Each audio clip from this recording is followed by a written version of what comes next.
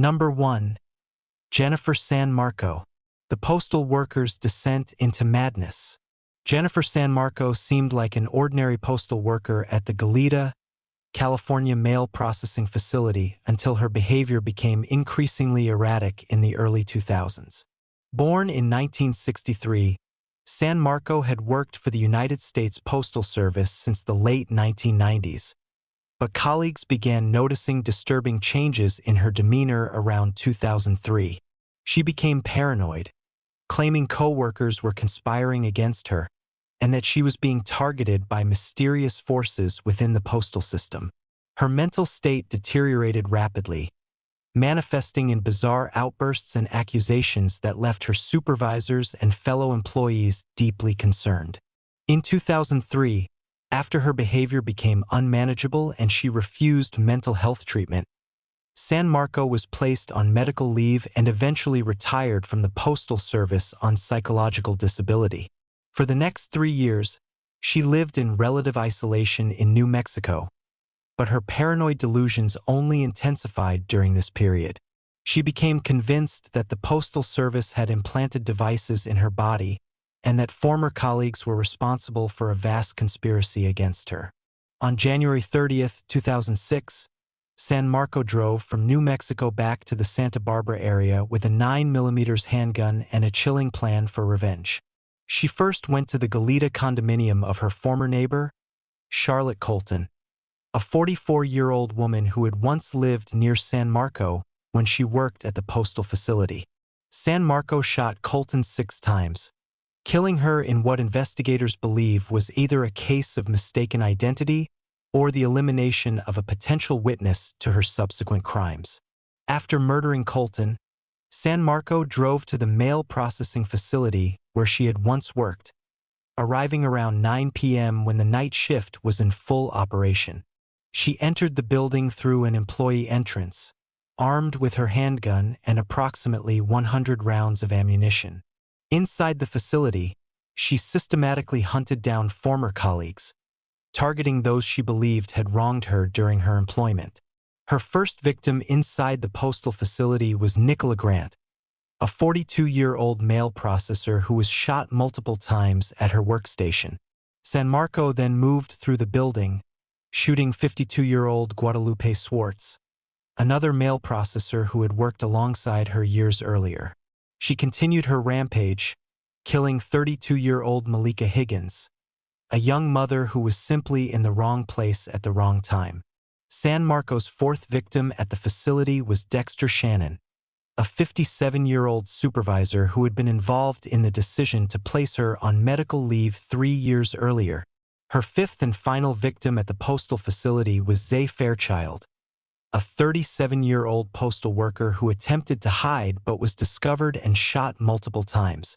The entire shooting spree inside the facility lasted approximately 15 minutes, during which San Marco moved methodically from area to area, searching for specific individuals while also firing at anyone who crossed her path. Surviving employees described her as appearing calm and focused, occasionally muttering about conspiracies and revenge as she reloaded her weapon. When Santa Barbara County Sheriff's deputies arrived at the scene within minutes of the first 911 call, they found employees fleeing the building in terror. As law enforcement established a perimeter and began entering the facility, San Marco retreated to a break room area. Officers discovered her body in that room approximately 30 minutes after the shooting began. She had turned the gun on herself, firing a single fatal shot to her head. The investigation that followed revealed the extent of San Marco's mental illness and her obsessive focus on perceived persecution by the Postal Service. In her New Mexico apartment, investigators found walls covered with handwritten notes detailing elaborate conspiracy theories, diagrams of the Goleta facility, and journals filled with paranoid rants about her former employer. Mental health experts who reviewed her case posthumously concluded that she had suffered from severe paranoid schizophrenia that had gone untreated for years. The San Marco case prompted intense scrutiny of the United States Postal Service's protocols for handling employees with mental health crises. Critics pointed out that while San Marco had been placed on medical leave, there had been no mandatory follow-up treatment or monitoring to ensure she received psychiatric care. The phrase "going postal," which had entered American lexicon in the 1990s following several workplace shootings at postal facilities, gained renewed relevance and sparked debates about the stressors inherent in postal work and the adequacy of mental health resources for federal employees. Congressional hearings were held to examine workplace violence prevention in the Postal Service, leading to enhanced screening procedures, better mental health support systems, and improved protocols for identifying and assisting employees showing signs of psychological distress. The families of the 6 victims filed lawsuits against the Postal Service, arguing that San Marco's deteriorating mental state had been evident years before the shooting and that the agency had failed in its duty to protect employees from a known threat. Several of these cases were settled out of court for undisclosed amounts. The Goleta community, still recovering from a mass shooting at the University of California Santa Barbara campus years earlier, was traumatized by yet another act of workplace violence. Memorials were established for the victims, and the postal facility underwent extensive renovations, including the installation of enhanced security measures such as controlled access points, surveillance systems, and panic buttons throughout the building. The case of Jennifer San Marco remains one of the deadliest workplace shootings by a woman in American history and serves as a tragic reminder of the catastrophic consequences when mental illness goes untreated and individuals with documented psychological problems retain access to firearms. Today, the incident is studied in workplace violence prevention programs and mental health courses as an example of how institutional failures, inadequate mental health intervention, and easy access to weapons can combine with devastating results. Number 2. Omar Thornton, the discrimination claim that ended in bloodshed. Omar Thornton was a 34-year-old African-American man working as a driver for Hartford Distributors, a beer and wine distribution company in Manchester, Connecticut, when events in August 2010 culminated in one of the state's deadliest workplace shootings. Thornton had been employed at the company since 2008, working in a largely white workforce where he later claimed to have experienced persistent racial discrimination and harassment. According to statements he made to family members and his girlfriend, Thornton alleged that he had found racist graffiti in the workplace bathrooms, including images of hangman's nooses and racial slurs directed at him specifically. He claimed to have photographed this evidence on his cell phone and reported it to management on multiple occasions, but stated that company officials dismissed his complaints and took no meaningful action to address the hostile work environment. However, company representatives and union officials vehemently disputed these allegations, stating that Thornton had never filed formal complaints through proper channels and that no evidence of such discrimination existed in company records. On August 3, 2010, Thornton was called into a disciplinary meeting at the Hartford Distributors facility after company security footage allegedly showed him stealing beer from the warehouse. The meeting was attended by company management and union representatives, during which Thornton was presented with video evidence of the theft. Faced with this documentation, Thornton was given the option to resign rather than be terminated for cause. According to witnesses in that meeting, Thornton appeared calm and accepting of the situation, signing resignation papers without protest or visible anger. What happened next shocked everyone present. After signing the resignation documents, Thornton calmly stood up, pulled out 2 9mm handguns that he had concealed on his person, and began shooting. His first victims were the managers and union officials in the disciplinary meeting room. He shot and killed Brian Surigliano, the company's president and one of the owners, who had been instrumental in the decision to confront Thornton about the theft. He then killed Victor James, a 60-year-old union official who had been present to represent workers' interests during the meeting. Thornton methodically executed each person in the room before walking out into the warehouse and office areas to continue his rampage. In the warehouse, he encountered Doug Scruton, a 56-year-old worker who was shot multiple times and killed instantly. Thornton then shot and killed Louis Felder, a 50-year-old employee who had worked at the company for over 2 decades. As terrified employees fled the building or hid in offices and storage areas, Thornton stalked through the facility, searching for additional victims. He killed Craig Pepin, a 60-year-old warehouse worker who had been near retirement. He shot and killed Edwin Kennison, a 49-year-old driver who had tried to hide behind pallets of merchandise. Francis Fazio Jr., a 57-year-old employee, was shot and killed as he attempted to escape through a loading dock. Thornton's 8th victim was Jerome Rosenstein, a 47-year-old warehouse supervisor who was killed while trying to help others evacuate. In total, the shooting spree lasted approximately 10 minutes, during which Thornton fired dozens of rounds throughout the 180,000-square-foot facility. Several other employees were wounded but survived by hiding in refrigerated storage areas, offices, and behind warehouse equipment.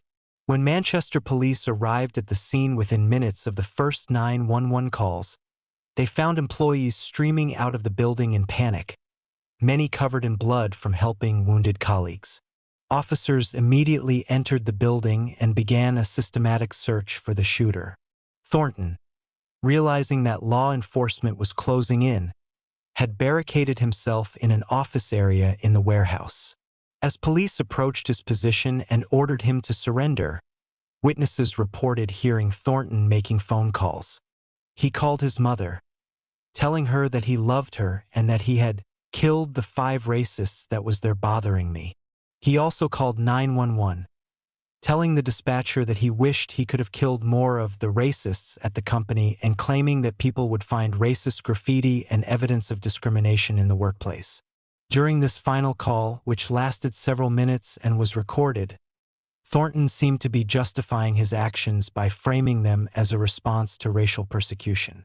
As police continued negotiating for his surrender, Thornton told them he would never be taken alive. Officers heard a single gunshot, and when they breached the office, they found Thornton dead from a self-inflicted gunshot wound to the head. The investigation that followed was extensive and deeply controversial. Police and FBI agents thoroughly searched the Hartford Distributors facility for evidence of the racist graffiti and discrimination that Thornton had described. Despite examining bathrooms, break rooms, and other areas, and despite reviewing Thornton's cell phone, investigators found no photographs or physical evidence supporting his claims of racial harassment. The cell phone images he had allegedly taken did not exist. Interviews with dozens of employees, including several African-American workers, produced mixed results. While some workers acknowledged that the workplace had its share of crude humor and occasional insensitive remarks, none corroborated Thornton's specific allegations of systematic racial persecution or the existence of racist graffiti targeting him. However, Thornton's family and supporters insisted that the company had a history of racial problems and that his complaints had been deliberately ignored and evidence destroyed after the shooting. The case became a lightning rod for debates about workplace racism, mental health, and gun violence. Some commentators argued that Thornton's actions, while inexcusable, pointed to real problems with how companies handled discrimination complaints. Others contended that Thornton had fabricated the discrimination narrative to justify mass murder after being caught stealing. The truth likely lies somewhere in the complex intersection of workplace grievances, real or perceived, and an individual's catastrophic response to professional failure and humiliation. Hartford Distributors never reopened at the Manchester location, and the facility was eventually sold and demolished. The company's ownership established a victims fund and worked with families of the deceased to provide support and compensation beyond what workers' compensation insurance covered. Connecticut lawmakers responded to the tragedy by examining workplace violence prevention measures and protocols for handling employee grievances, particularly those involving discrimination claims. Mental health advocates used the case to highlight the need for better access to counseling and psychological support for workers experiencing stress or conflict in their jobs. The 8 victims, Brian Surigliano, Victor James, Doug Scruton, Louis Felder, Craig Pepin, Edwin Kennison, Francis Fazio Jr., and Jerome Rosenstein, left behind grieving families and a community struggling to understand how a routine disciplinary meeting had escalated into Connecticut's worst mass shooting at the time. Memorials were established, and annual remembrance ceremonies continue to honor their lives. The case remains studied in workplace violence prevention courses, crisis management training, and discussions about how to balance employee grievances with public safety concerns when workers exhibit warning signs of potential violence. Number 3. Jing Wu. The fired engineer's calculated revenge. Jing Wu appeared to be a model employee during his years working as an engineer at a Pasadena, California aerospace company, but beneath the surface, a dangerous resentment was building that would explode into violence in October 2014. Wu, a Chinese immigrant who had come to the United States to pursue his engineering career, had worked at the company for several years, contributing to projects involving advanced technology and defense contracts. Colleagues described him as quiet, technically competent, and socially isolated, rarely participating in office conversations or company social events.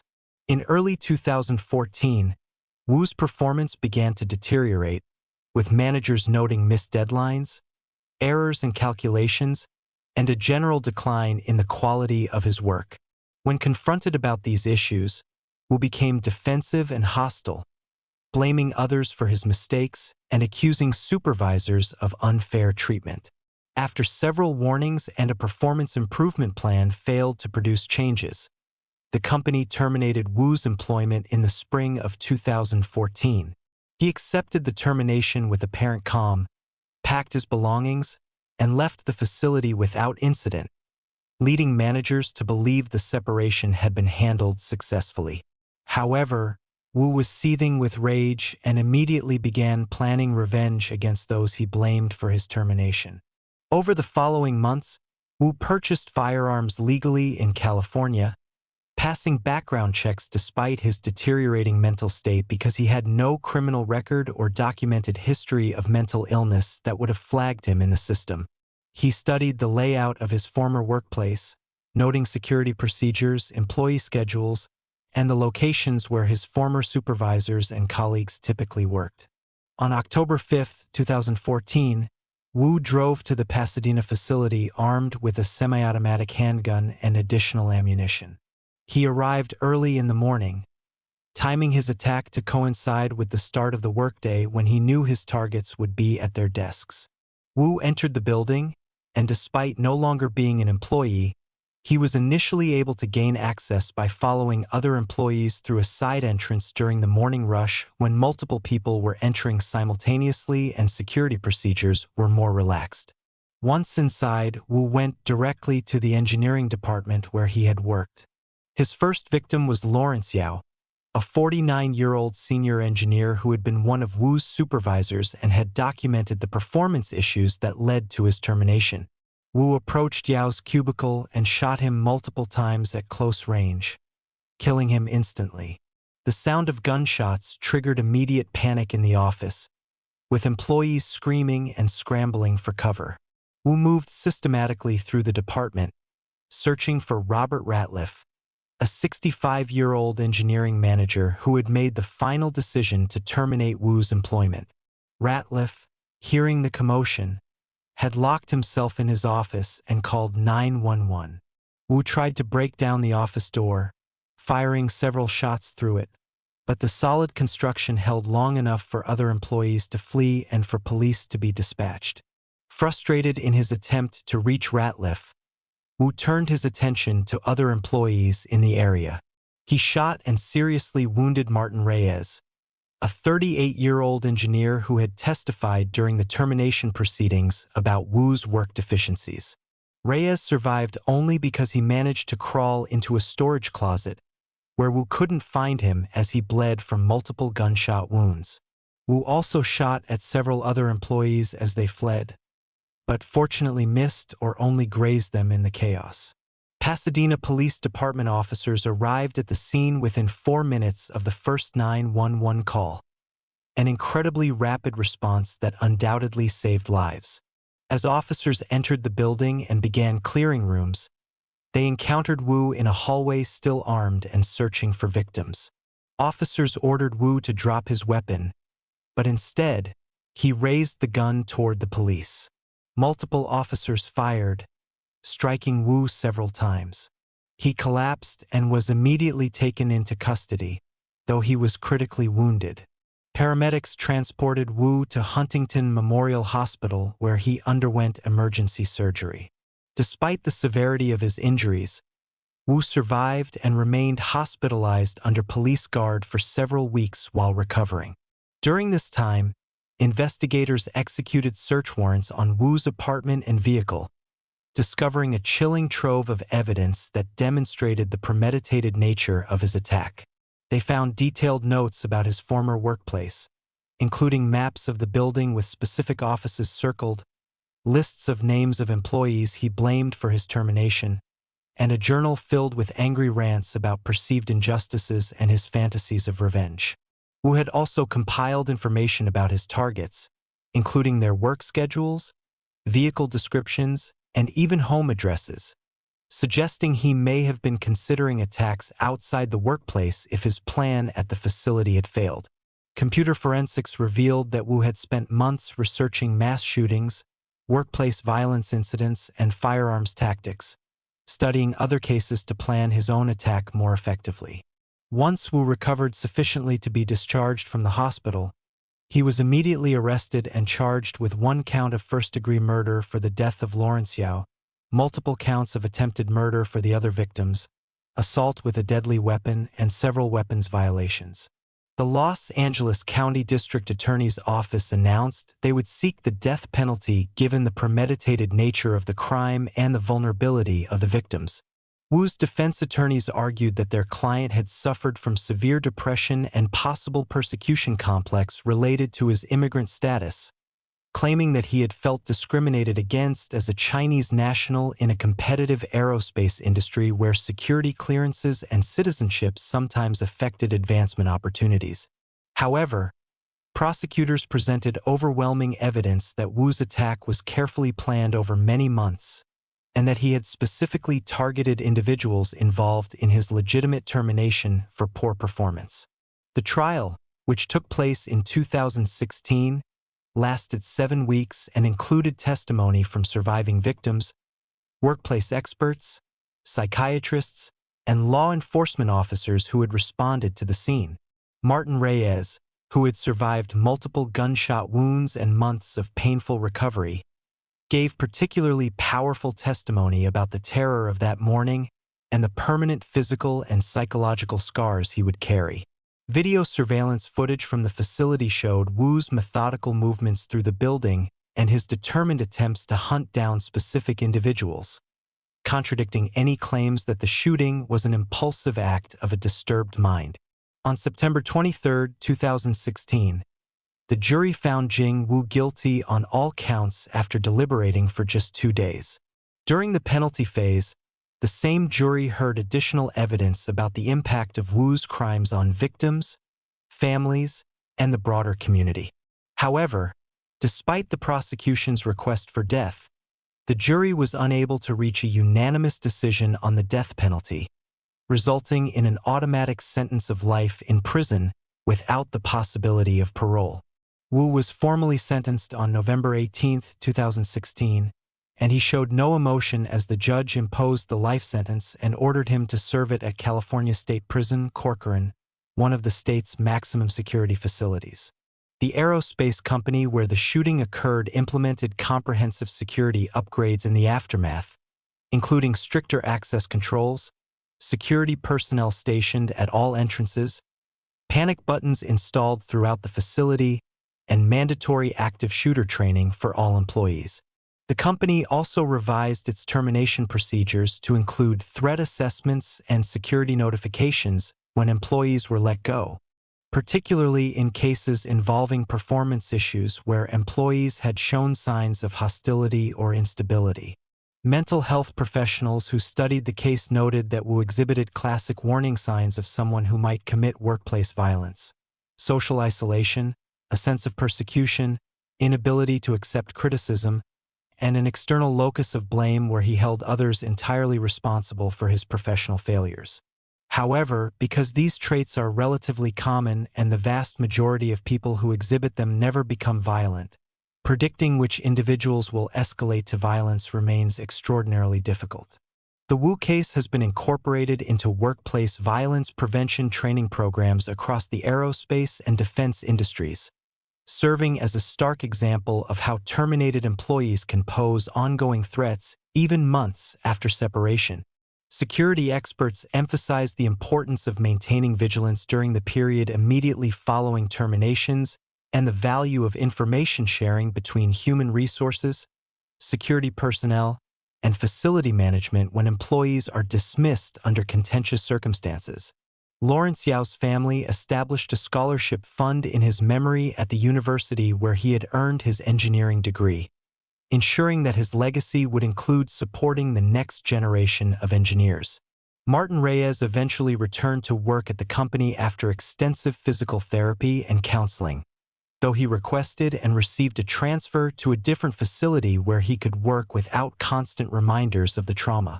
Today, Jingwu remains in prison serving his life sentence, and his case continues to be studied as an example of how workplace grievances, when combined with access to firearms and mental health issues, can result in devastating violence that destroys lives and shatters the sense of security that employees should feel in their workplaces.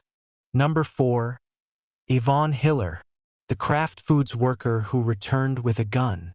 Yvonne Hiller was a 43-year-old factory worker at the Kraft Foods plant in northeast Philadelphia, a massive facility that employed hundreds of workers producing snacks and food products distributed across the country. Hiller had worked at the plant for several years, operating machinery in the production area and maintaining what appeared to be professional relationships with supervisors and coworkers. However, on September 9, 2010, tensions between Hiller and several coworkers came to a head during a confrontation on the production floor that would set in motion a tragic chain of events. The incident began when Hiller got into a heated argument with two female coworkers over what witnesses later described as a workplace dispute involving production quotas and job responsibilities.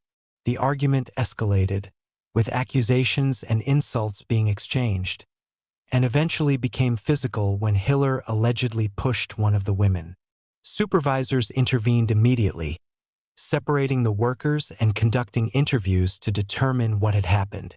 After investigating the incident and speaking with witnesses, management decided to suspend Hiller pending a full review of the situation, following standard company protocols for workplace altercations. Hiller was escorted from the building by security personnel around 8:30 p.m. and told that she would be contacted about the results of the investigation and any disciplinary action. Witnesses who saw Hiller leave the plant that evening later reported that she appeared angry and was muttering under her breath. But there was nothing to suggest the horrific violence that would occur less than an hour later. Hiller drove from the plant to her nearby home in northeast Philadelphia, where she retrieved a .357 Magnum revolver that she legally owned. She had purchased the gun years earlier for home protection and had a valid permit to own it, though carrying it into the workplace would be a clear violation of company policy and potentially criminal depending on the circumstances. Armed with the revolver, Hiller returned to the Kraft Foods plant approximately 45 minutes after being escorted out. She was able to re-enter the facility by using her employee badge at a side entrance that had not yet been deactivated in the security system, a crucial oversight that would later prompt changes in how quickly companies suspend building access for employees involved in disciplinary situations. Once back inside the plant, Hiller went directly to the production floor where the earlier altercation had occurred and where her shift was still working. She approached the area where several employees were operating machinery and performing quality control tasks. Without warning or any attempt at conversation, Hiller pulled out the revolver and began shooting. Her first victim was Tanya Wilson, a 47-year-old mother of 3 who had been one of the workers involved in the earlier argument. Hiller shot Wilson multiple times, and she died almost instantly from her wounds. Hiller then turned the gun on LaTanya Brown, a 36-year-old worker who may have been trying to flee or may have simply been in the wrong place at the wrong time. Brown was shot multiple times and fell to the factory floor, fatally wounded. The sound of gunshots in the loud factory environment initially confused some workers who thought the noise might be equipment malfunction. But as people saw co-workers falling and spotted Hiller with the gun, panic erupted. Workers scrambled to escape, some running for exits while others dove behind machinery and pallets of products for cover. Hiller continued through the production area, apparently searching for the third worker who had been involved in the earlier dispute. She encountered Bryant Dalton, a 39-year-old forklift operator who was not involved in the original altercation, but who made the fatal mistake of not fleeing quickly enough when Hiller appeared with the gun. She shot Dalton multiple times, and he collapsed near his forklift, critically wounded. Emergency services received multiple 911 calls from terrified craft employees, and Philadelphia Police Department units were dispatched immediately to the facility. The first officers arrived within 3 minutes, entering the massive plant and attempting to locate the active shooter, while also helping terrified employees evacuate safely. As police flooded into the building and began systematically clearing areas, Hiller had moved to a different section of the factory floor. Some employees later reported that they saw her sitting on the floor near some machinery, the gun beside her, appearing dazed or in shock at what she had done. When police officers located Hiller approximately 10 minutes after the shooting began, she did not resist arrest. She was sitting in a production area, unarmed, having apparently placed the gun on the floor away from her, and she complied immediately with officers' commands to show her hands and lie face down. Officers took her into custody without incident and secured the weapon. Paramedics who rushed into the factory found Tanya Wilson and LaTanya Brown already deceased from multiple gunshot wounds. Bryant Dalton was still alive but critically injured, and paramedics worked frantically to stabilize him for transport to Temple University Hospital. Despite the best efforts of trauma surgeons, Dalton died from his injuries several hours later, becoming the third fatality in what became known as the Kraft Foods massacre. The investigation that followed examined every aspect of the incident, from the initial workplace dispute to the security failures that allowed Hiller to re-enter the building armed. Detectives interviewed dozens of witnesses who had been working at the plant that night, piecing together a timeline of events and trying to understand what had motivated Hiller to return with lethal intent. What emerged was a portrait of a woman who, facing the professional consequences of a workplace altercation, had become enraged to the point of wanting deadly revenge against those she blamed for her suspension. There was no evidence of long-term planning. Hiller had not made threats, stockpiled weapons, or exhibited warning signs in the days or weeks before the shooting. Instead, this appeared to be a case of explosive violence triggered by what Hiller perceived as humiliation and injustice, leading her to make a catastrophic decision in the heat of anger. Yvonne Hiller was charged with 3 counts of first-degree murder, 1 count of attempted murder for shooting at but missing a 4th employee, and multiple weapons violations including illegal carrying of a firearm on private property and carrying without a proper license. The Philadelphia District Attorney's Office announced they would seek 3 consecutive life sentences without parole. Hiller's defense team faced an enormous challenge given the overwhelming evidence against their client, including multiple eyewitnesses, surveillance footage, and Hiller's own admission that she had returned to the plant with the gun. Her attorneys argued that Hiller had experienced a severe psychological break triggered by the stress of the workplace confrontation and her subsequent suspension, essentially claiming diminished capacity due to extreme emotional disturbance. They brought in mental health experts who testified that Hiller had no history of violence and that the shooting represented an aberrant response to acute stress rather than evidence of a fundamentally violent nature. However, prosecutors countered that Hiller's actions demonstrated clear intent and premeditation. She had left the plant, traveled home, retrieved a weapon, returned to the facility, and systematically shot multiple people. This sequence of actions, they argued, showed deliberation and purposeful conduct, not the impulsive act of someone experiencing a psychotic break. The prosecution's case was bolstered by testimony from coworkers who described the original altercation as relatively minor by factory floor standards and certainly nothing that would justify or even explain such extreme retaliation. The trial took place in 2011 and lasted several weeks, with emotional testimony from surviving Kraft employees who described the terror of that night and the lasting trauma they carried. Family members of the 3 victims gave heart-wrenching impact statements about the devastation wrought by Hiller's actions. Tanya Wilson's teenage children spoke about growing up without their mother, while LaTanya Brown's husband described how he had to tell their young children that mommy was never coming home. Bryant Dalton's parents, elderly and dealing with serious health issues, spoke about burying their son and the injustice of outliving their child. On December 15, 2011, after 2 days of deliberation, the jury found Yvonne Hiller guilty on all counts.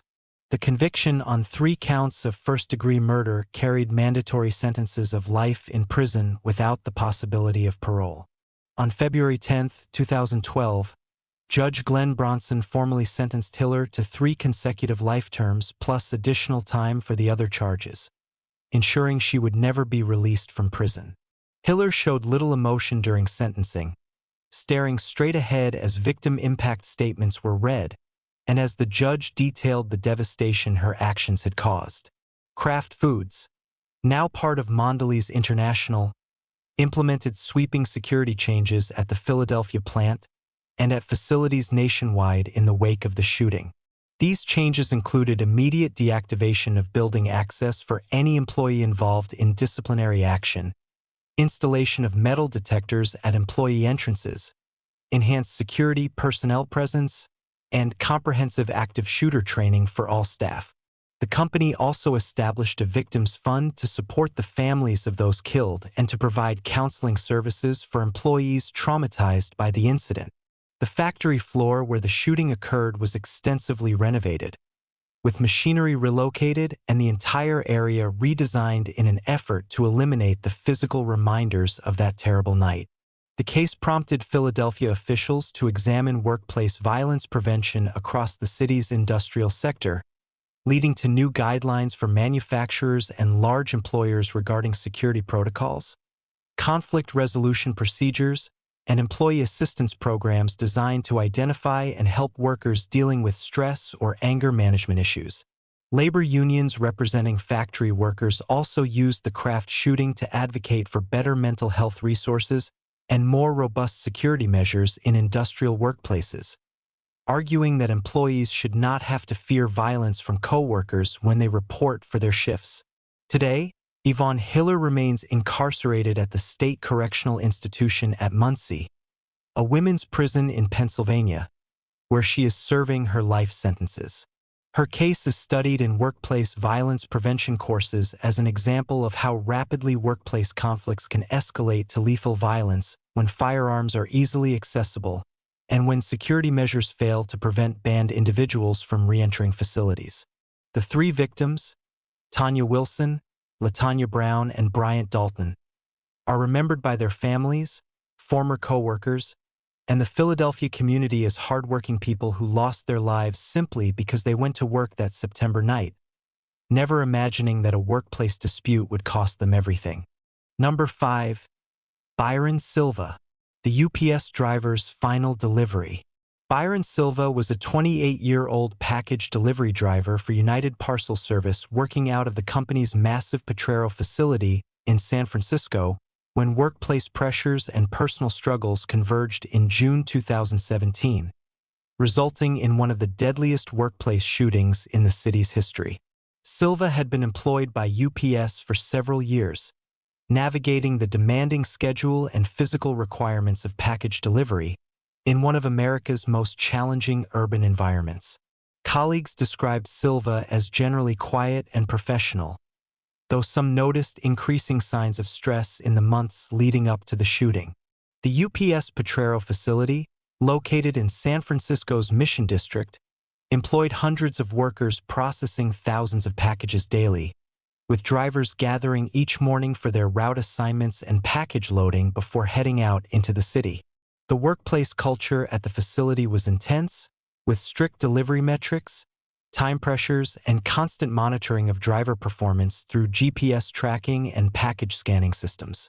On the morning of June 14, 2017, Silva reported for work as usual, attending the morning meeting where drivers received their route assignments and any operational updates. Witnesses later told investigators that Silva seemed somewhat withdrawn that morning but not overtly agitated or displaying obvious warning signs of what was about to occur. After the meeting concluded around 8:45 a.m., Silva went to his personal vehicle in the parking lot rather than to his assigned delivery truck. From his car, he retrieved a stolen assault pistol that he had somehow obtained. Investigators later determined the weapon had been reported stolen in a residential burglary months earlier, though it remains unclear how Silva acquired it. Armed with the semi-automatic pistol, Silva re-entered the UPS facility and immediately began shooting in the area where drivers were loading their trucks and preparing for their routes.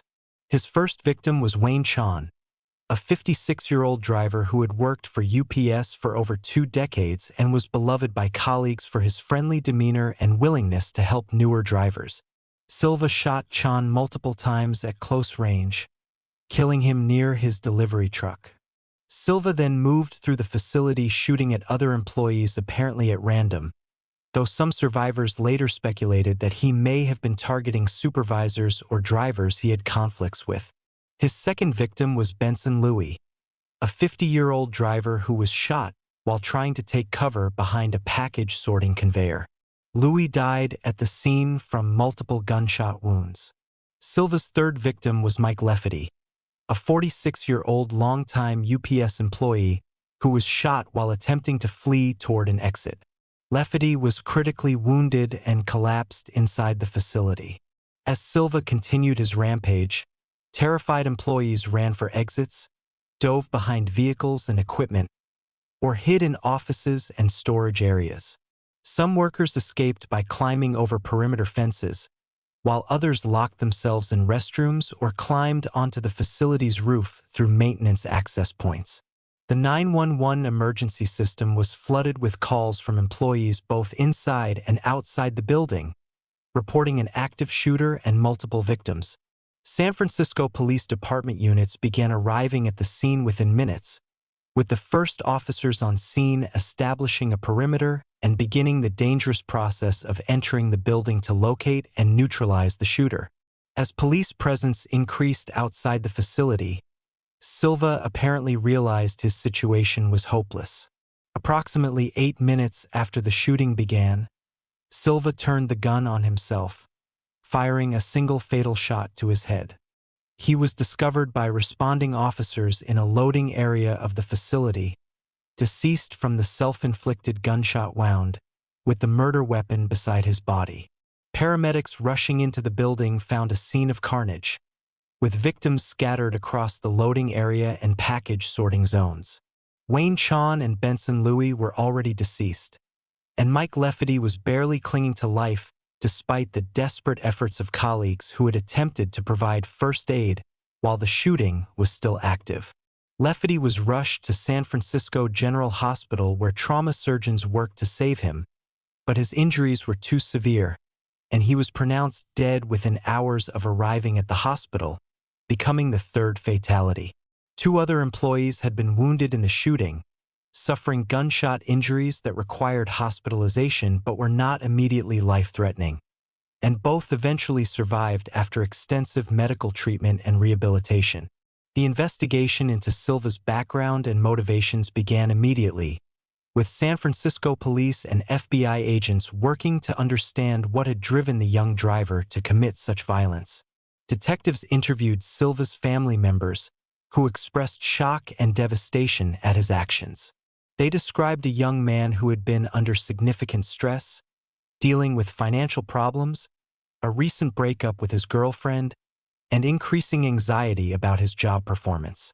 Silva's family revealed that he had mentioned feeling overwhelmed by the demands of his UPS route and had complained about what he perceived as unfair treatment by supervisors, though they insisted they never imagined he was capable of violence.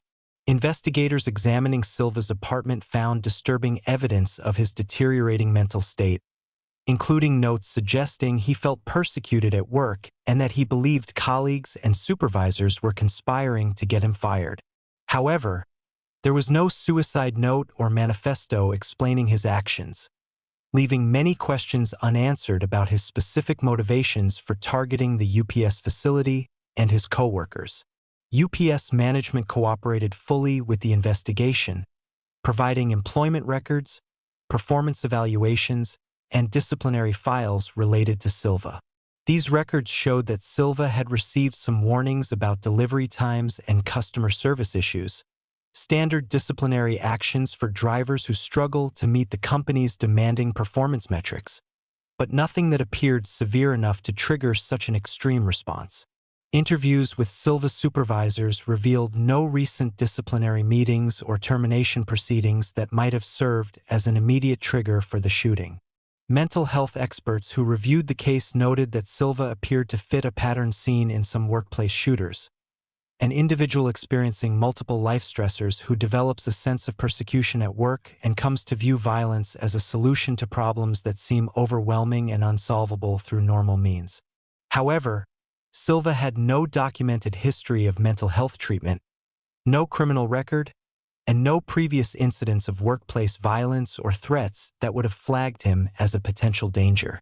The question of how Silva obtained the stolen handgun remained a focus of investigation, with police working to trace the weapon's path from the original burglary to Silva's possession, but that chain of custody proved difficult to establish definitively. The UPS Potrero facility remained closed for several days following the shooting as police completed their investigation and as the company made arrangements to support traumatized employees and the families of victims. When the facility eventually reopened, it was with enhanced security measures including metal detectors, security personnel stationed at entrances, and mandatory bag checks for all employees. UPS also announced comprehensive support services for workers, including on-site counseling, paid time off for those who needed it, and flexibility in work assignments for employees who were struggling to return to the location where their colleagues had been killed. The families of Wayne Chon, Benson Louis, and Mike Lefferty filed wrongful death lawsuits against UPS, arguing that the company had failed to maintain a safe workplace and had not adequately addressed workplace stress factors that contributed to Silva's breakdown. These cases were eventually settled out of court for undisclosed amounts, with UPS not admitting liability but agreeing to compensation and establishing memorial funds in the victims' names. San Francisco's tight-knit delivery driver community was devastated by the shooting, and memorial services for the 3 victims drew hundreds of attendees, including UPS employees from across the region, representatives from the Teamsters Union, and city officials. The victims were remembered as dedicated workers and family men who had devoted years to their jobs and who deserved to come home safely at the end of their shifts. Mayor Ed Lee attended memorial services and pledged to work with employers and labor organizations to address workplace violence prevention and mental health support for workers in high-stress occupations. The San Francisco Board of Supervisors held hearings on workplace safety in the wake of the UPS shooting, examining what more could be done to identify and help employees experiencing mental health crises before they escalate to violence. These hearings led to recommendations for enhanced employee assistance programs, better training for supervisors in recognizing warning signs of psychological distress, and increased funding for mental health services accessible to working-class San Franciscans. The case also reignited debates about gun control in California, with advocates pointing out that despite the state's relatively strict gun laws, Silva had been able to obtain a firearm illegally with apparent ease. Gun safety organizations used the UPS shooting to push for enhanced penalties for gun trafficking and stolen weapon possession, arguing that keeping firearms out of the hands of people like Silva required not just laws but effective enforcement and prosecution. UPS implemented nationwide policy changes in response to the San Francisco shooting, including enhanced workplace violence prevention training, new protocols for identifying and assisting employees showing signs of stress or mental health issues, and security upgrades at major facilities across the country. The company also revised its performance management systems to include more support and resources for drivers struggling to meet delivery standards, attempting to address some of the workplace stress factors that experts identified as potential contributors to incidents like the Potrero shooting.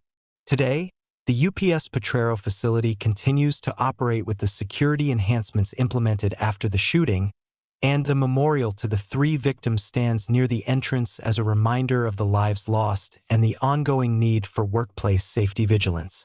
The families of Wayne Chon, Benson Louie, and Mike Lefety continue to grieve their losses while working to ensure their loved ones are remembered not as victims of workplace violence, but as hardworking men who took pride in their jobs and cared for their families. The case of Byron Silva remains a sobering example of how workplace pressures, personal struggles, and access to firearms can combine catastrophically, and it continues to be studied in workplace safety courses and violence prevention programs as a reminder that no workplace is immune to the threat of an employee who reaches a breaking point. Number 6. Rady Labib Prince. The multi-location shooting spree. Rady Labib Prince was a 37-year-old temporary worker at Advanced Granite Solutions, a countertop fabrication company in Edgewood, Maryland, when a workplace dispute on October 18, 2017 escalated into a shooting spree that would eventually span multiple locations and lead to a massive manhunt across state lines. Prince had been working at the company for only a few months as a temporary employee, performing tasks related to granite cutting and finishing in the fabrication shop. Colleagues described Prince as someone who kept to himself, rarely engaging in casual conversation and often appearing irritable or withdrawn. On the morning of October 18th, Prince arrived at the Advanced Granite Solutions facility around 9 a.m. for his regular shift. Within the first hour of work, Prince became involved in a heated argument with several co-workers over what witnesses described as a work-related disagreement about job assignments and responsibilities. The argument escalated quickly, with raised voices and hostile exchanges that prompted a supervisor to intervene. According to witnesses, Prince seemed to calm down after the supervisor's intervention and returned to his workstation, leading everyone to believe the conflict had been resolved. However, around 10:30 a.m., Prince left his work area and went to his personal vehicle parked outside the facility. From his car, he retrieved a .380 caliber handgun that he had concealed there, in violation of company policy and Maryland law regarding weapons in workplaces. Prince re-entered the building armed and immediately began shooting in the fabrication area where he and his co-workers had been working minutes earlier. His first victim was Bayer Sakin Tudov, a 53-year-old immigrant from Mongolia who had been in the United States for several years and was working to support his family.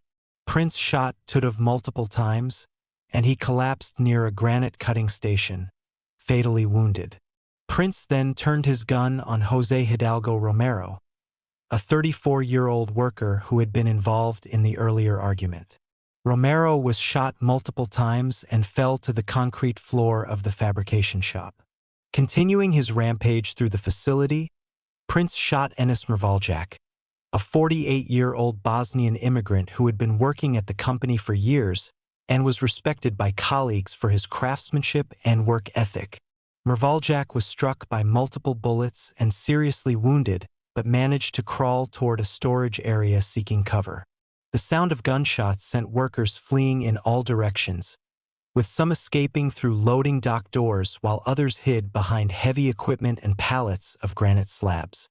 Several employees who managed to escape immediately called 911, reporting an active shooter at the facility and providing descriptions of Prince. As Hartford County Sheriff's deputies were being dispatched to advance Granite Solutions, Prince fled the scene in his vehicle, leaving behind 3 victims and a workplace in chaos.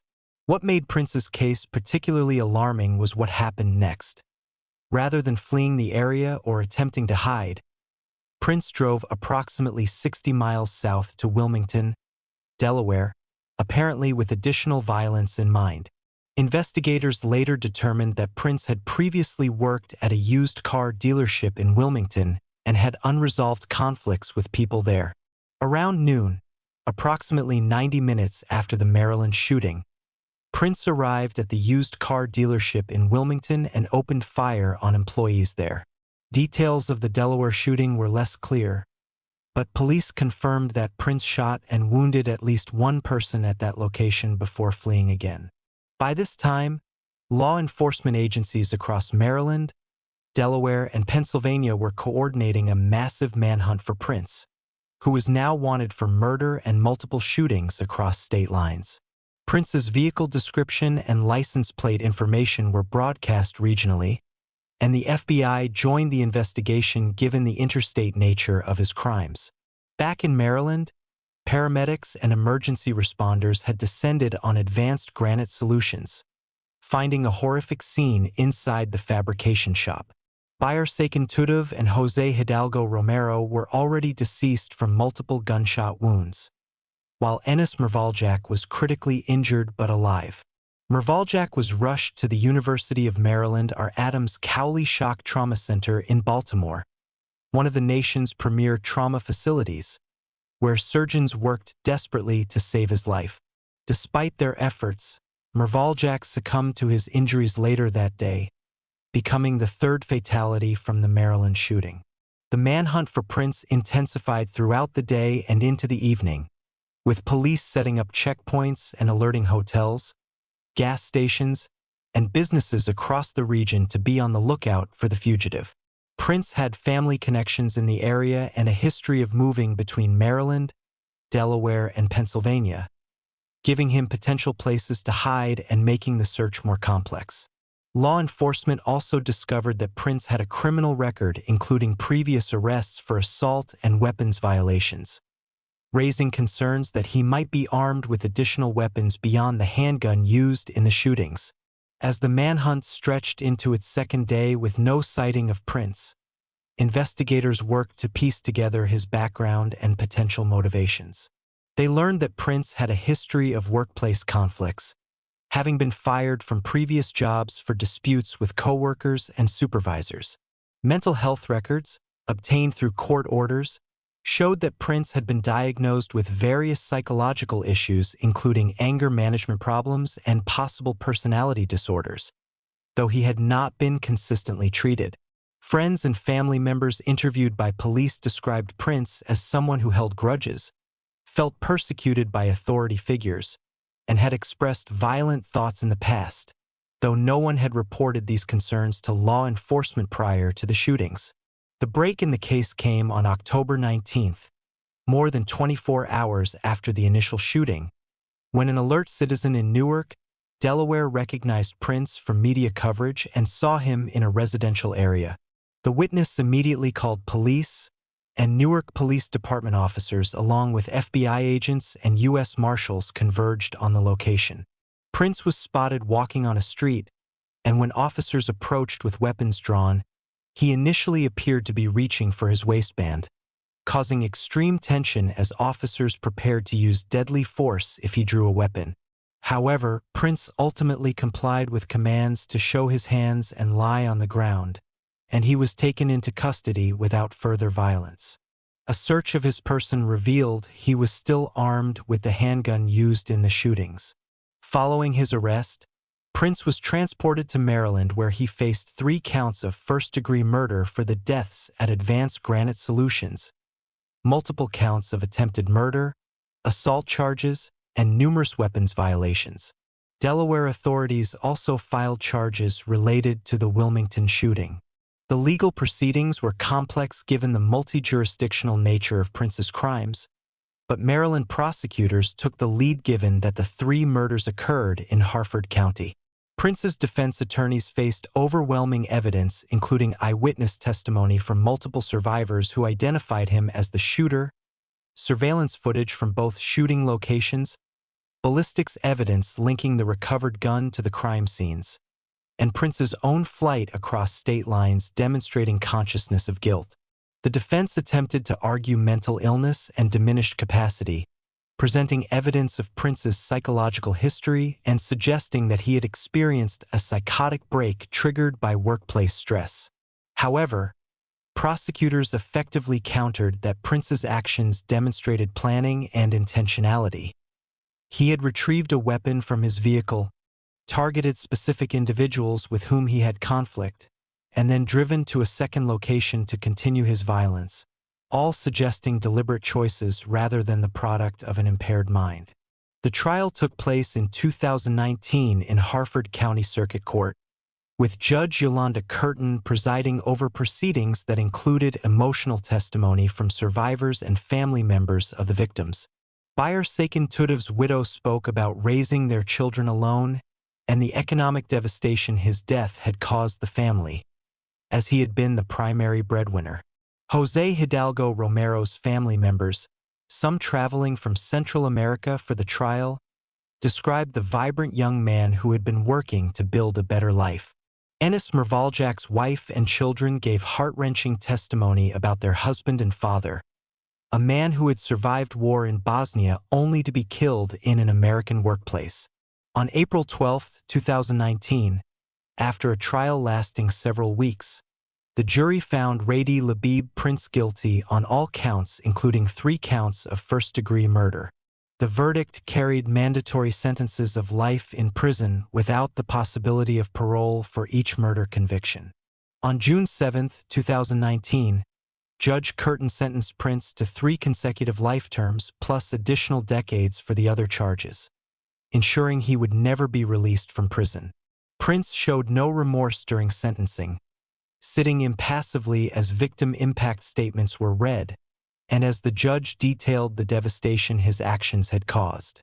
Advanced Granite Solutions never recovered from the shooting, with the company ceasing operations within months of the tragedy as employees were unable or unwilling to return to the site where their colleagues had been murdered.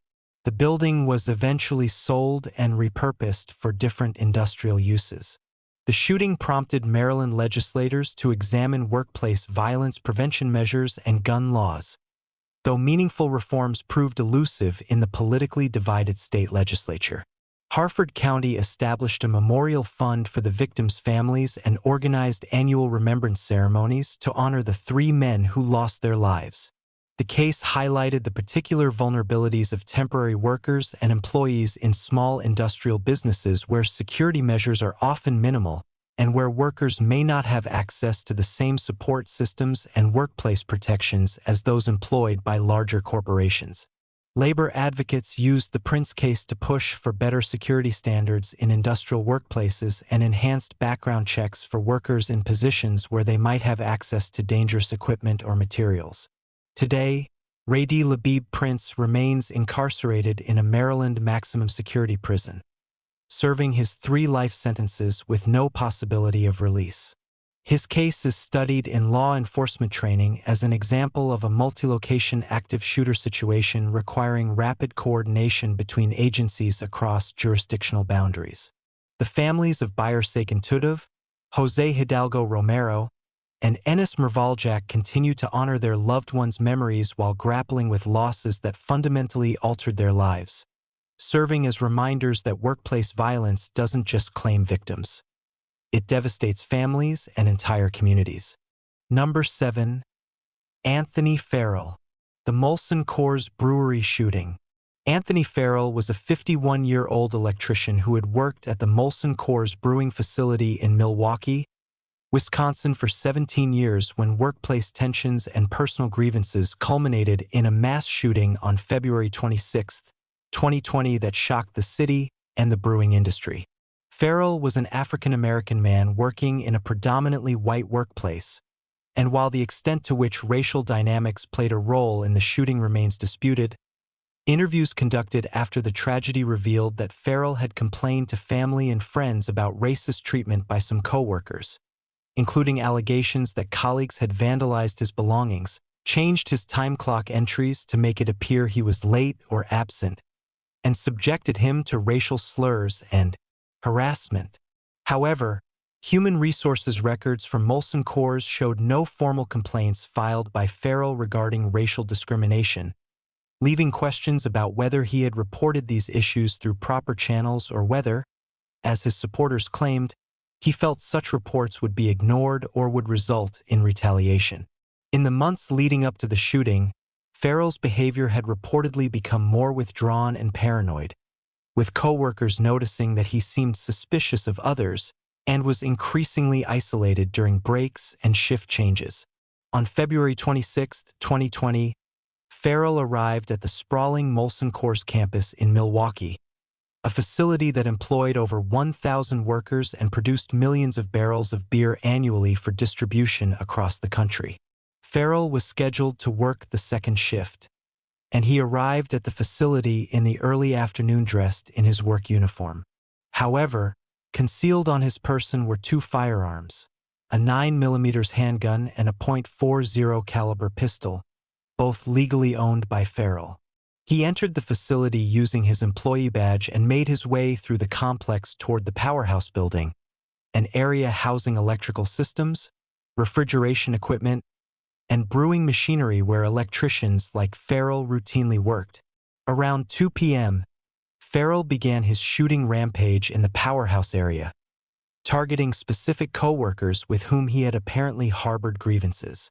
His first victim was Jesus Valle Jr., a 33-year-old electrician who had worked alongside Ferrill and who, according to some reports, may have been one of the individuals Ferrill believed was harassing him.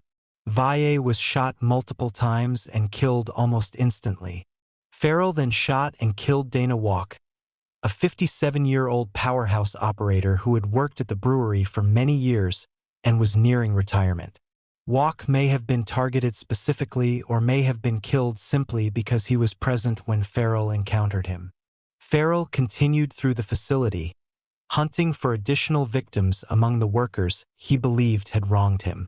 He shot and killed Gene Levschetz, a 61-year-old electrician who had been with the company for decades and was highly respected by colleagues for his technical expertise and mentorship of younger workers. Ferrill then killed Dale Hudson, a 60-year-old maintenance worker who was found shot multiple times in an equipment area. The final victim was Trevor Wetzelaar, a 33-year-old powerhouse engineer who was killed in what appeared to be a chance encounter as Ferrill moved through the building. The shooting spree lasted approximately 15 minutes, during which Ferrill moved methodically through different areas of the powerhouse complex, apparently searching for specific individuals while also shooting at anyone he encountered. Workers who survived described a scene of absolute terror, with the sounds of gunfire echoing through the industrial facility and employees desperately trying to hide in equipment rooms, refrigeration units, and offices. Some workers managed to escape the building and call 911, while others locked themselves in secure areas and waited for police to arrive. Milwaukee Police Department units responded rapidly to reports of an active shooter at the Molson Coors facility, with officers arriving on scene within minutes and beginning the complex and dangerous task of entering the massive industrial complex to locate the shooter. The facility's size, covering several city blocks with multiple interconnected buildings, made the search particularly challenging. As hundreds of employees evacuated the campus, police began systematically clearing buildings and coordinating with facility managers who provided blueprints and information about the layout.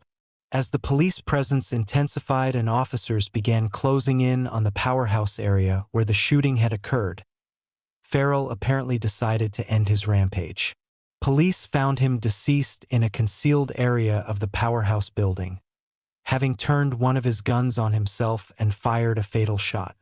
Investigators who examined the scene found evidence suggesting Ferrill had planned the attack to some degree. He had brought extra ammunition, had apparently scouted locations in the facility where he could ambush his targets, and had positioned himself in an area where he could monitor police response. The investigation into Ferrill's motivations and background revealed a complex picture of workplace grievances, possible racial harassment, and a man who felt increasingly isolated and persecuted. Interviews with Ferrill's family members painted a portrait of someone who had become obsessed with perceived mistreatment at work, frequently complaining to loved ones about specific coworkers he believed were sabotaging him and making his work life miserable. His wife and adult children described a man who had changed over the years from someone who took pride in his work to someone who dreaded going to his job, and who had become convinced that coworkers and possibly supervisors were conspiring against him. However, they also stated that Ferrill had never explicitly threatened violence or indicated he was planning an attack. Police searched Ferrill's home and vehicle, finding notes and writings that expressed anger toward specific coworkers, some of whom were among the victims. These writings included grievances about perceived slights, allegations of discriminatory treatment, and expressions of frustration with what Ferrill characterized as a hostile work environment. However, there was no manifesto or detailed explanation of his decision to commit mass murder, leaving investigators to piece together his motivations from the fragmentary evidence available. Molson Coors cooperated fully with the investigation, providing employment records, security footage, and access to human resources files. Company officials acknowledged that workplace conflicts had existed, but insisted that all reported issues had been addressed through proper protocols. The company expressed devastation at the loss of 5 employees and committed to supporting victims' families and traumatized workers. The Milwaukee community was shocked by the shooting, which occurred at a facility that was a long-established part of the city's industrial landscape and a major employer. The brewery had been a Milwaukee institution for over 160 years, and the idea that such violence could erupt there was deeply disturbing to residents who took pride in the city's brewing heritage. Mayor Tom Barrett attended vigils for the victims and called for a comprehensive review of workplace violence prevention measures at major employers throughout the city. The 5 victims, Jesus Valle Jr., Dana Walk, Gene Levschetz, Dale Hudson, and Trevor Wetzelar, were remembered in emotional memorial services that drew hundreds of mourners, including Molson Coors employees, family members, and community leaders. The victims were described as hardworking men who took pride in their crafts and who were devoted to their families. The senselessness of their deaths, killed by a coworker in a place they went every day to earn a living, was a recurring theme in tributes and remembrances. Molson Coors announced significant changes to security protocols at the Milwaukee facility and at brewing operations nationwide, including enhanced access controls, increased security personnel, workplace violence prevention training, and the establishment of a confidential reporting system for employees to raise concerns about threatening behavior or hostile work environments. The company also committed substantial resources to supporting affected employees, including counseling services, paid time off, and financial assistance for those struggling to return to work at the location where their colleagues had been murdered. The shooting reignited conversations about workplace racism and the mechanisms available to employees who feel they are experiencing discrimination or harassment. Some advocates argued that Ferrill's case demonstrated the inadequacy of human resources complaint systems, particularly in workplaces where minority employees may fear retaliation for speaking up about racist treatment. Others contended that regardless of any workplace grievances Ferrill may have had, his decision to commit mass murder was an inexcusable act of violence that could not be justified by workplace conflicts. The Milwaukee County District Attorney's Office, while unable to prosecute the deceased shooter, released a comprehensive report on the incident that detailed the timeline of events, Ferrill's background, and investigative findings. The report noted that while there was evidence suggesting Ferrill believed he had been mistreated at work, There was insufficient evidence to conclusively determine whether actual racial harassment had occurred or whether Ferrill's perceptions were products of paranoid thinking disconnected from reality. The ambiguity surrounding this central question meant that different constituencies drew very different lessons from the tragedy. Labor unions representing brewery workers used the Molson Coors shooting to advocate for stronger workplace protections, better mental health resources for employees, and more robust anti-discrimination enforcement. The United Auto Workers Union, which represented some workers at the facility, called for industry-wide standards for addressing workplace conflicts before they escalate to violence. The shooting occurred just as the COVID-19 pandemic was beginning to impact the United States, and the tragedy was somewhat overshadowed in national media coverage by the emerging health crisis. However, for Milwaukee and for the brewing industry, the Molson Coors shooting remained a defining tragedy that prompted soul-searching about workplace culture, conflict resolution, and employee well-being. Today, the Molson Coors Milwaukee facility continues to operate with enhanced security measures and a renewed focus on workplace climate and employee support. A memorial to the 5 victims stands on the campus, serving as a reminder of lives lost and the ongoing obligation to maintain safe workplaces where employees can work without fear. The families of Jesus Valle Jr., Dana Walk, Jean Levschetz, Dale Hudson, and Trevor Wetzlar continue to grieve while working to ensure their loved ones are remembered for their lives and contributions, rather than merely as victims of workplace violence. The case of Anthony Ferrill remains complex and troubling, raising difficult questions about workplace discrimination, mental health, conflict resolution, and the factors that can lead an individual to commit mass murder against colleagues. Questions that continue to challenge employers, policymakers, and communities seeking to prevent future workplace tragedies. Number 8. Dwayne Craddock, the Virginia Beach Municipal Center Massacre. Dwayne Antonio Craddock was a 40-year-old certified professional engineer working in the Public Utilities Department for the city of Virginia Beach when he perpetrated one of the deadliest workplace mass shootings in Virginia history on May 31, 2019, killing 12 people and wounding 4 others at the municipal center where he had worked for approximately 15 years.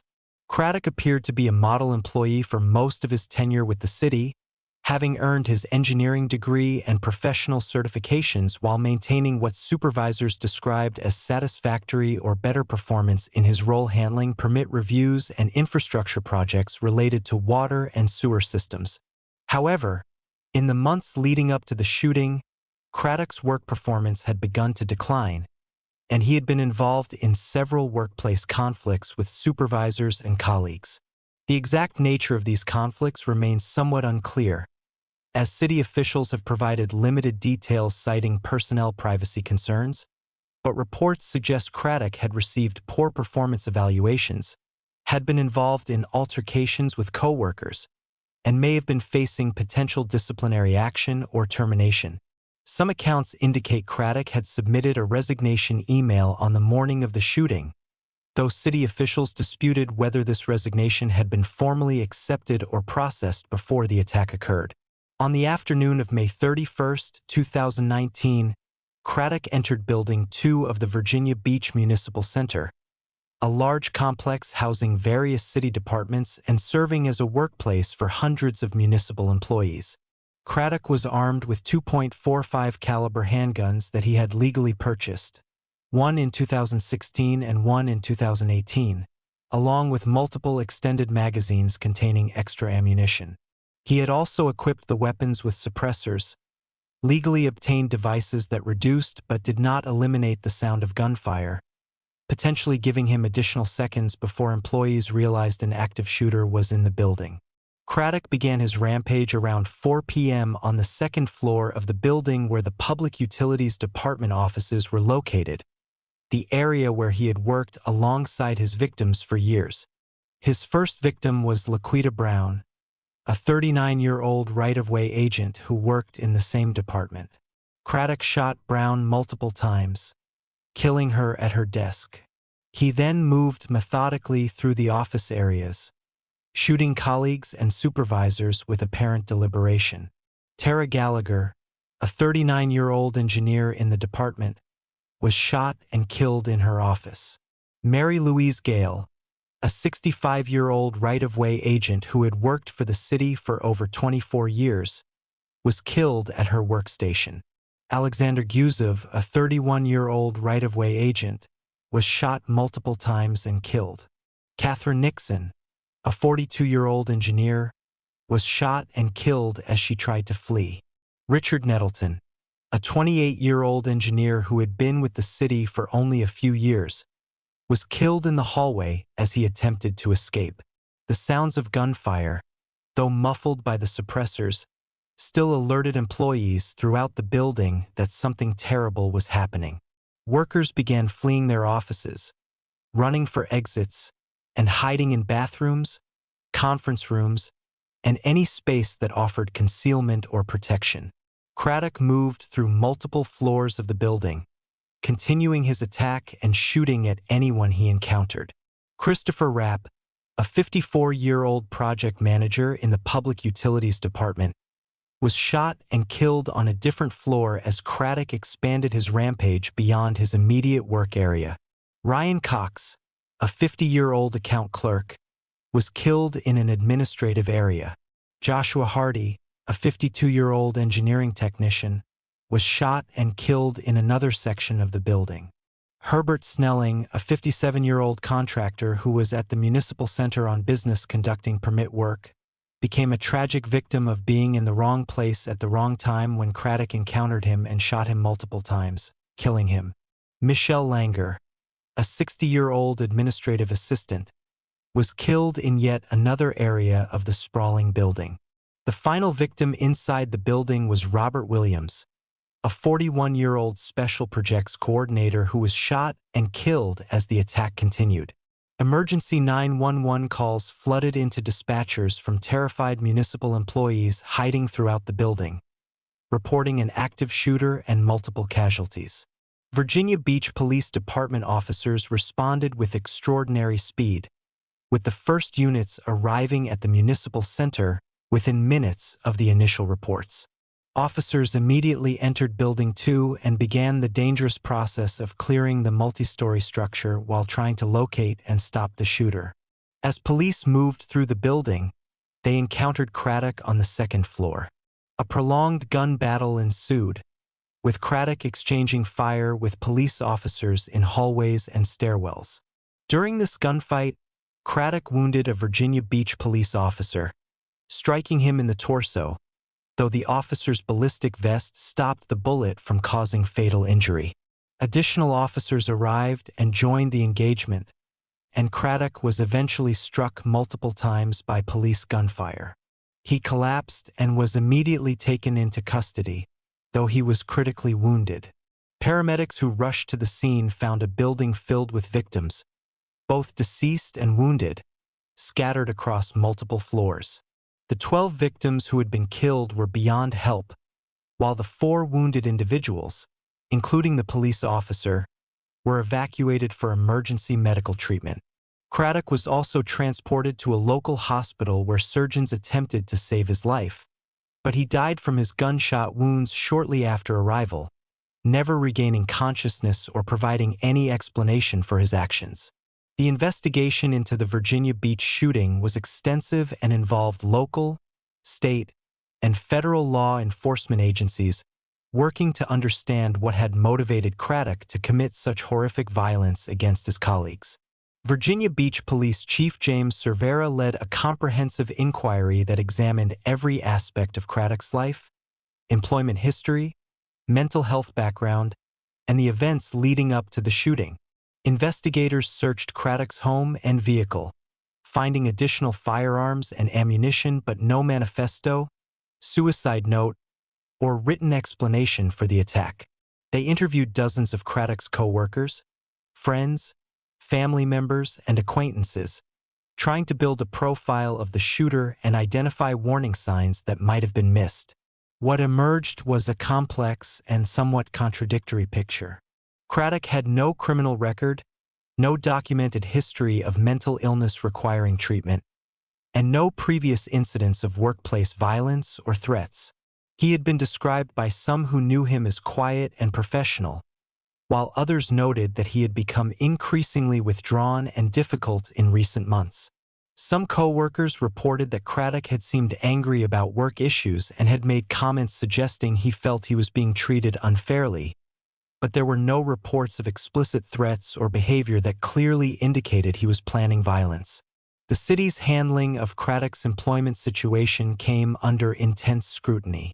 Questions were raised about whether supervisors had adequately documented performance problems, whether appropriate disciplinary procedures had been followed, and whether any warning signs of potential violence had been overlooked or dismissed.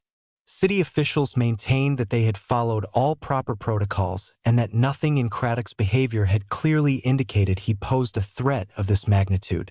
However, the fact that a long-term employee had been able to bring multiple firearms into a government building and kill 12 people raised serious questions about security measures at municipal facilities. The 12 victims represented a cross-section of dedicated public servants who had devoted their careers to serving the Virginia Beach community. Laquita Brown, Tara Gallagher, Mary Louise Gale, Alexander Guzov, Catherine Nixon, Richard Nettleton, Christopher Rapp, Ryan Cox, Joshua Hardy, Herbert Snelling, Michelle Langer, and Robert Williams were remembered in memorial services that drew thousands of mourners from across Virginia and the nation. Victims ranged in age from 28 to 65, included both long-term employees and relative newcomers, and left behind spouses, children, parents, and loved ones devastated by their sudden and violent deaths. Virginia Beach, a city that prides itself on being a family-friendly beach resort destination, was traumatized by the shooting. Mayor Bobby Dyer declared a period of mourning and attended memorial services for each victim. Governor Ralph Northam visited Virginia Beach in the shooting's aftermath and pledged state resources to support the community's recovery. President Donald Trump also addressed the tragedy, offering condolences to victims' families and praising the rapid response of Virginia Beach police officers. The city established a comprehensive victims assistance program, providing support to families of those killed and injured, as well as counseling and resources for the hundreds of municipal employees who had been in Building 2 during the attack or who had lost colleagues and friends. The municipal center's Building 2 remained closed for months after the shooting as investigators completed their work and as the city decided how to memorialize the victims and address employees' trauma about returning to the location where their colleagues had been murdered. The City of Virginia Beach commissioned an independent review of the incident, hiring the security consulting firm Hillard Heinz to conduct a comprehensive analysis of what happened, why it happened, and what could be done to prevent similar tragedies. The resulting report, released in 2020, ran to hundreds of pages and included detailed findings about workplace culture in the Public Utilities Department, security vulnerabilities at city facilities, and recommendations for preventing workplace violence. The report confirmed that Craddock had been experiencing workplace difficulties but found no evidence that supervisors or colleagues could have reasonably predicted he would commit mass murder. It also identified security gaps that had allowed Craddock to enter the building armed despite policies prohibiting weapons in municipal facilities, leading to recommendations for metal detectors, security personnel, and enhanced access controls at government buildings. Families of the victims expressed mixed reactions to the report, with some feeling it provided important answers while others believed it failed to adequately address whether the city could have done more to identify Craddock as a threat and prevent the tragedy. Several families filed lawsuits against the City of Virginia Beach, alleging that the city had been negligent in maintaining workplace safety and in handling Craddock's employment situation. These legal cases remain in various stages of litigation, with the city defending its actions while also working to reach settlements with some families. Virginia lawmakers considered various policy responses to the shooting, including proposals to enhance background checks for gun purchases, allow local governments to regulate firearms in government buildings, and provide additional funding for workplace violence prevention programs. However, Virginia's political divisions over gun rights, meant that most substantive gun control measures failed to advance, though some mental health and security enhancement measures were enacted. The Virginia Beach Municipal Center eventually reopened with substantial security modifications, including the installation of metal detectors at entrances, the presence of armed security personnel, restricted access to certain areas, and enhanced surveillance systems throughout the complex. Many employees who had worked in Building 2 requested and received transfers to other city facilities, unable to return to the location where they had witnessed such horror. The city also created a permanent memorial to the 12 victims at the municipal center, a contemplative space where employees, family members, and visitors can remember those who lost their lives. Today, the case of Dwayne Craddock remains one of the deadliest workplace shootings in American history and the worst mass shooting in Virginia Beach's history. The fact that Craddock died without ever explaining his motivations leaves unanswered questions that continue to haunt survivors and victims' families. Mental health experts, workplace violence specialists, and law enforcement professionals continue to study the case, trying to identify lessons that might help prevent future tragedies. The Virginia Beach shooting demonstrated once again that workplace violence can occur anywhere, even in government facilities with dedicated public servants, and that identifying individuals who might escalate from workplace grievances to mass murder remains extraordinarily challenging. The 12 victims are remembered not as statistics but as individuals who dedicated their lives to public service, who were killed simply because they went to work on a spring afternoon, and whose deaths serve as a continuing call for vigilance, prevention, and the creation of workplace cultures where conflicts can be resolved without violence. Number 9. Larry Hansel, the pharmaceutical factory dispute.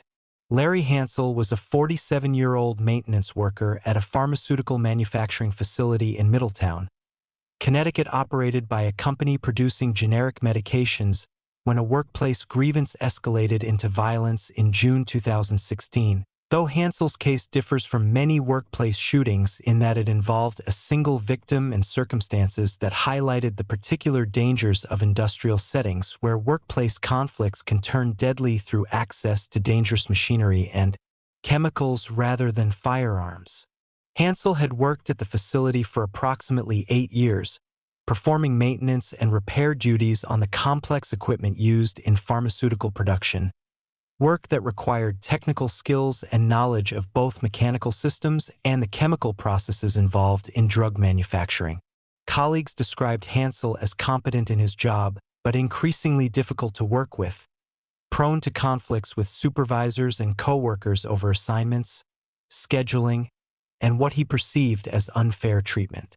In the months before the incident, Hansel had been involved in multiple disciplinary actions related to his attitude and interactions with other employees, and there were indications that management was considering termination if his behavior did not improve. On June 10, 2016, Hansel became embroiled in a heated argument with Francis Pushy, a 52-year-old supervisor who had been responsible for documenting some of Hansel's performance and behavioral issues. The argument began over a work assignment that Hansel felt was unreasonable and escalated into a personal confrontation with raised voices and hostile exchanges witnessed by other employees. Pushy, attempting to de-escalate the situation and maintain workplace order, told Hansel to take a break and cool down, intending to address the matter formally once both men had calmed. However, rather than stepping away, Hansel became more agitated and the confrontation grew more intense. What happened next was captured partially on facility security cameras and corroborated by witness testimony. Hansel physically attacked Pushy, striking him and then dragging him toward an area of the facility where industrial machinery was located. Despite Pushy's attempts to fight back and the efforts of other employees who tried to intervene, Hansel overpowered his supervisor and, in an act of horrifying brutality, pushed Pushy into or against operating machinery that caused catastrophic fatal injuries. The exact nature of the machinery involved and the specific details of how Pushy died were not fully disclosed in public reports, but court documents indicate that Hansel intentionally used industrial equipment as a weapon to kill his supervisor. Other employees who witnessed the attack were traumatized by the graphic violence, and several required psychological counseling to cope with what they had seen. Emergency responders who arrived at the scene found Pushy deceased from his injuries, and Hansel was immediately subdued by other workers and security personnel who held him until Connecticut State Police arrived. Hansel was arrested at the scene and charged with murder, with prosecutors arguing that the deliberate nature of his actions and the fact that he had continued his attack despite intervention attempts demonstrated clear intent to kill. The pharmaceutical facility was shut down temporarily as police conducted their investigation, documenting the crime scene and interviewing the numerous witnesses to the attack. The incident sent shockwaves through the Connecticut pharmaceutical industry, raising questions about workplace safety protocols in industrial settings where machinery and chemicals presented unique dangers beyond the typical workplace violence scenarios involving firearms. Hansel's defense attorneys faced the challenge of defending a client whose actions had been witnessed by multiple people and partially captured on surveillance footage. They attempted to argue that Hansel had experienced a psychological break triggered by accumulated workplace stress and what he perceived as systematic mistreatment by supervisors, including Pushy. Mental health experts brought in by the defense testified that Hansel had undiagnosed mental health conditions, and that the confrontation with Pushy had triggered an episode of explosive rage that he could not control. However, prosecutors presented evidence that Hansel's actions demonstrated clear intentionality. He had not simply lashed out in a momentary rage but had sustained his attack, overpowered the victim, and deliberately used machinery to kill him, actions that required decision-making and purposeful conduct inconsistent with a claim of complete loss of control.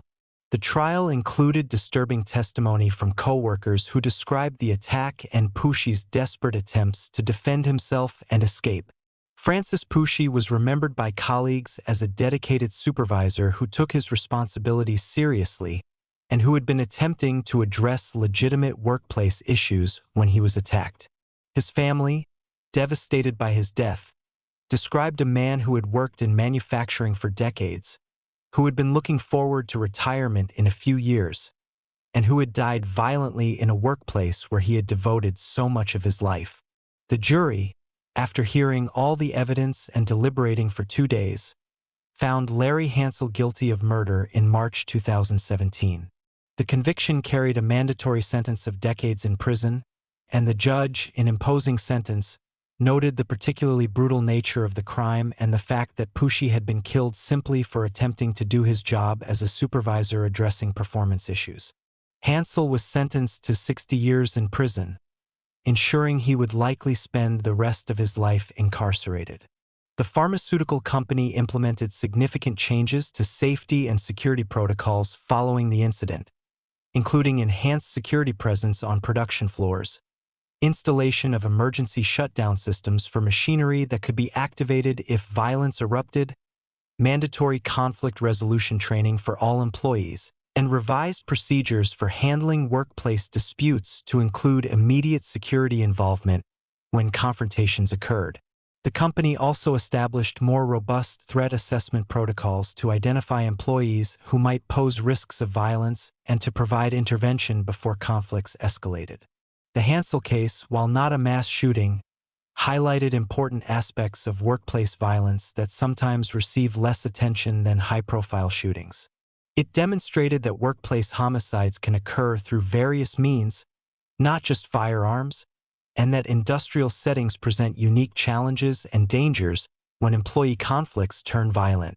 It also underscored the vulnerability of supervisors and managers who must address performance and behavioral issues, sometimes facing hostility and resentment from employees who respond violently to accountability.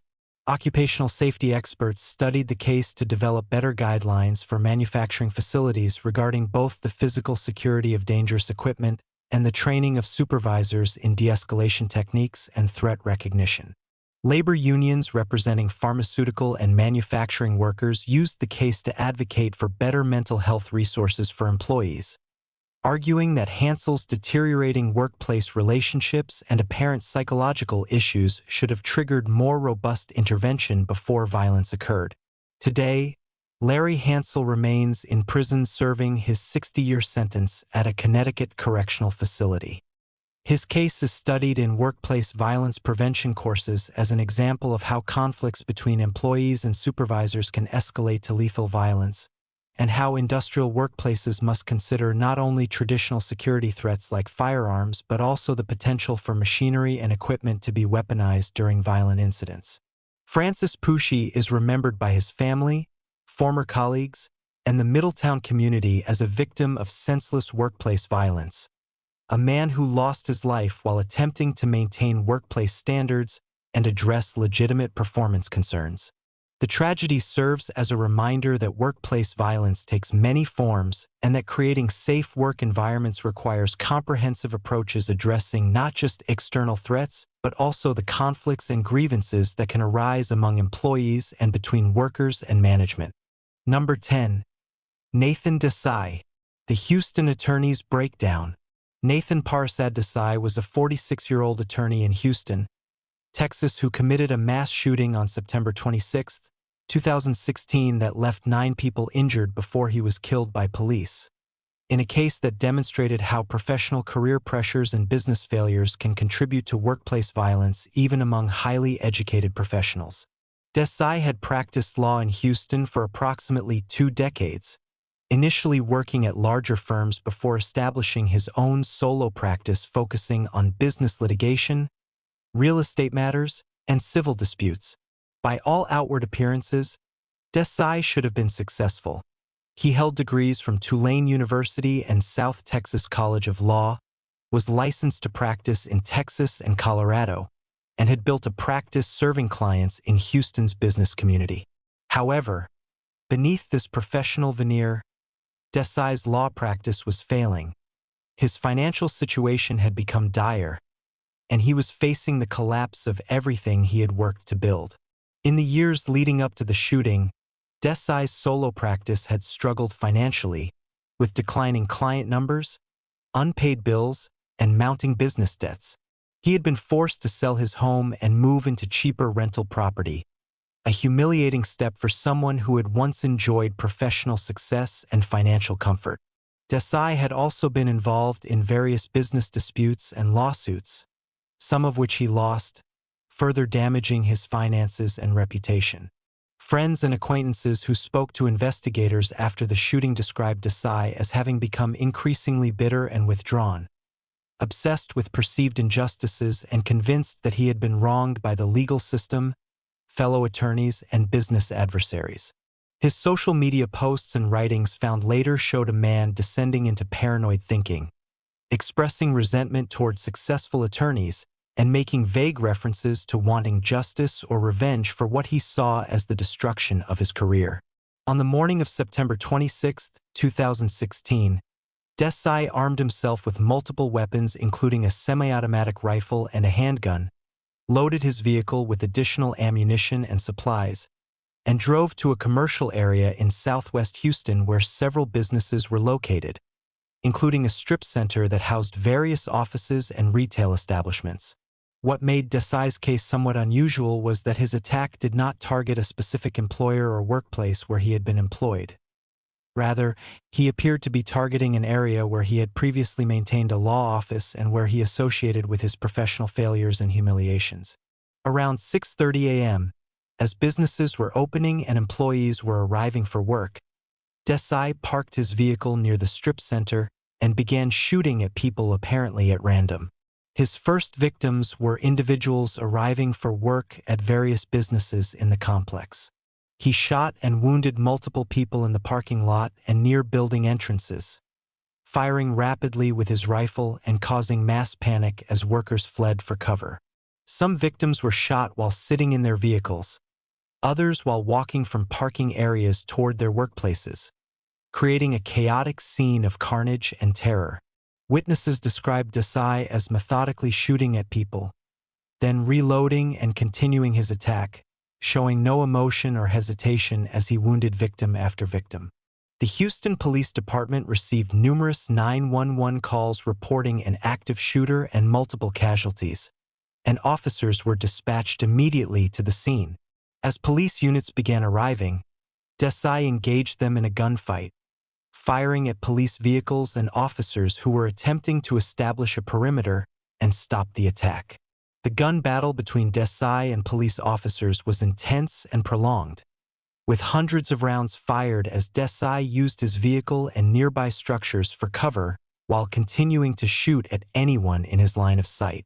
During this exchange, Desai wounded multiple victims, including people who had initially escaped the first volley of gunfire, but who were hit as the shooting continued. Houston police officers, demonstrating remarkable courage and tactical skill, maneuvered to positions where they could engage Desai more effectively while also working to evacuate wounded civilians and secure the scene. As more police units arrived and the tactical situation became increasingly unfavorable for him, Desai was struck multiple times by police gunfire. He fell and was immediately approached by officers who secured his weapons and began life-saving measures. However, Desai's wounds were fatal, and he was pronounced dead at the scene. Paramedics and emergency medical teams who descended on the strip center found 9 people suffering from gunshot wounds of varying severity. All 9 victims survived their injuries, though several required extensive surgery and rehabilitation. The victims included office workers, retail employees, and at least one person who had simply been driving through the area when the shooting began. None of the victims had any known connection to Desai, and investigators concluded that they had been targeted essentially at random, chosen only because they happened to be in the location Desai had selected for his attack. The investigation into Desai's background and motivations revealed the depth of his professional and personal crisis. Searches of his apartment and vehicle uncovered extensive evidence of his deteriorating mental state, including journals filled with angry rants about his failed career, conspiracy theories about the legal system being rigged against him, and expressions of hatred toward successful attorneys and judges he believed had wronged him. Desai had apparently been planning some form of violent action for some time, stockpiling weapons and ammunition and studying the layout of areas he associated with his professional failures. Computer forensics showed that he had researched other mass shootings and had visited websites dealing with weapons and tactics, suggesting he had put considerable thought into how to carry out an attack. However, there was no manifesto or clear explanation of why he had chosen that specific date or that particular location for his attack, leaving some aspects of his decision-making unclear. Mental health experts who reviewed Desai's case posthumously concluded that he had likely suffered from severe depression, possibly combined with paranoid ideation, and that the collapse of his law practice and his financial ruin had triggered a psychological crisis that manifested in violent rage. However, Desai had apparently never sought mental health treatment or received any formal diagnosis that might have intervened before he reached the point of committing violence. Friends and former colleagues interviewed by police expressed shock that Desai had committed such an act, though some acknowledged that they had noticed his increasing bitterness and isolation but had not imagined it would lead to violence. The victims of Desai's attack, while grateful to have survived, faced long recoveries from their physical injuries and psychological trauma. Several victims required multiple surgeries to repair damage from gunshot wounds, and all dealt with the emotional aftermath of being shot by a stranger for no reason related to anything they had done. Victim impact statements filed in various legal proceedings described the ongoing pain, medical expenses, lost wages, and psychological suffering caused by Desai's rampage. Some victims developed post-traumatic stress disorder and required extensive counseling to cope with their experiences. The Houston Police Department officers who responded to the scene were praised for their rapid response and tactical proficiency in ending the threat, likely preventing additional casualties by engaging Desai quickly and ultimately neutralizing him before he could wound more victims. The gun battle between Desai and police was later analyzed in law enforcement training as an example of how active shooter situations can evolve into extended armed confrontations requiring tactical decision-making under extreme pressure. The property owners and businesses at the strip center where the shooting occurred faced challenges similar to those encountered by other sites of mass violence. Traumatized employees unwilling to return to work, the need for extensive cleanup and renovation, and the stigma associated with being the location of a mass shooting. Several businesses eventually relocated to other locations, unable to overcome the association with the tragedy. The Desai case prompted discussions in the legal community about the pressures faced by solo practitioners and small firm attorneys, particularly in competitive legal markets like Houston, where building and maintaining a successful practice can be extraordinarily challenging. Bar associations and legal assistance programs examined whether more could be done to support struggling attorneys before professional failures lead to mental health crises. Some legal professionals pointed out that the competitive and often cutthroat nature of law practice, combined with the financial pressures of running a business, can create perfect storm conditions for psychological breakdown among those who lack adequate support systems. However, others noted that thousands of attorneys face similar professional challenges without resorting to violence, suggesting that Desai's actions resulted from individual pathology rather than systemic problems in the legal profession. Today, the case of Nathan Desai is studied in various contexts, by workplace violence prevention experts examining how professional failures can contribute to violent behavior, by mental health professionals looking at the intersection of depression and rage, and by law enforcement analyzing armed confrontations with active shooters. The 9 victims who survived Desai's attack continue to deal with the physical and psychological consequences of that September morning, serving as reminders that workplace violence can strike anywhere, targeting random individuals who simply had the misfortune to be in a particular place at a particular time. The shooting also highlighted the important reality that workplace violence is not limited to disputes between employees or between employees and employers, but can also result from individuals who direct their rage at locations they associate with their failures and frustrations, even if the victims have no connection to the shooter's grievances. The case serves as a sobering reminder of the complex factors that can contribute to mass violence and the challenges of identifying and intervening with individuals whose professional collapses push them toward catastrophic actions.